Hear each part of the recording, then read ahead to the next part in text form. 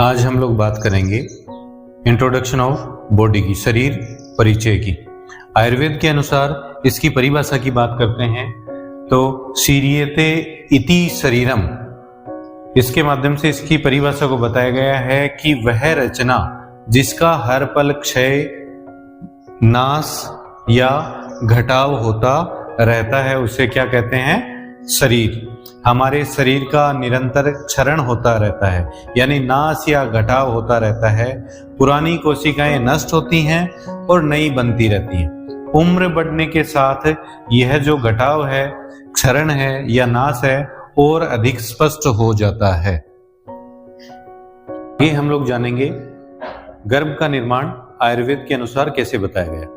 तो सबसे पहले देखते हैं, गर्भ यानी फिटस की उत्पत्ति तब होती है जब स्त्री के गर्भाशय में निम्न तत्वों का मिलन होता है।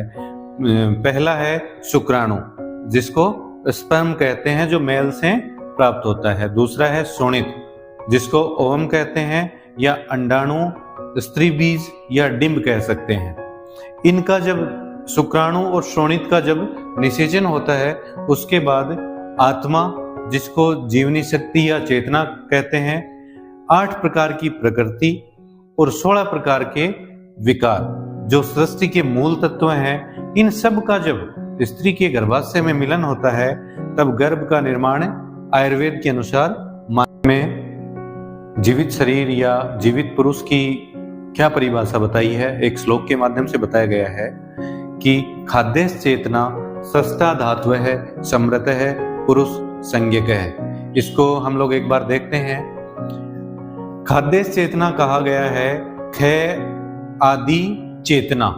इसका मतलब समझते हैं, क्षय कहा गया है आकाश महाभूत को, जबकि आदि की बात करें तो क्षय आदि यानी आकाश महाभूत आदि, पंच महाभूत जो हैं वो, तो आकाश महाभूत आदि प्लस उनके साथ क्या हो? चेतना हो, यानी जीवनी शक्ति हो।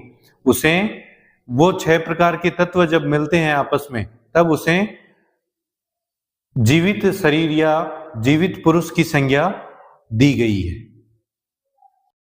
अब हम लोग सिंपल लैंग्वेज में इस श्लोक का अर्थ जानेंगे कि यह श्लोक क्या कहना चाहता है, क्या बताना चाहता है, इसके उद्देश्य क्या है। तो देखते हैं, इस श्लोक का मुख्य उद्देश्य जो है, खाद्य चेतना सस्ता धातु है, समृत है, पुरुष संज्ञक है। इसका मुख्य उद्देश्य जो है वह यह बताना है कि बिना चेतना के पंच भौतिक तत्व मिलकर भी एक जीवित पुरुष जो है उसको नहीं बना सकते। जब इन 5 महाभूतों में आत्मा का संयोग होता है, यानी चेतना या जीवनी शक्ति का जब संयोग होता है, तभी उसे जीवित शरीर कहा जाता है।